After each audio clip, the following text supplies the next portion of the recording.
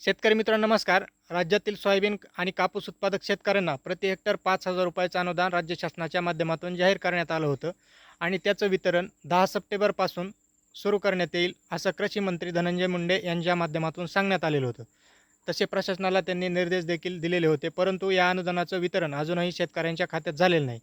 आणि अशातच आणखी एकदा शासनाच्या माध्यमातून या अनुदानाच्या वितरणाची नवीन तारीख जाहीर करण्यात आलेली आहे. परंतु शेतकरी मित्रांनो, तारीख जरी नवीन जाहीर करण्यात आलेली असली तरी या अनुदानाच्या वितरण प्रक्रिया सुरू आहेत.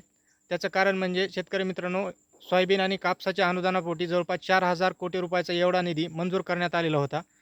त्याच्या पहिल्या टप्प्यात 2,500 कोटी रुपये वितरणाला मंजुरी दिली होती. तसा जी-आर देखील काढलेला होता. परंतु आता आज 13 सप्टेंबर रोजी आणखी एक जी-आर काढून उर्वरित 1,500 कोटी रुपये ह्या निधीला देखील वितरणाची मंजुरी मिळालेली आहे.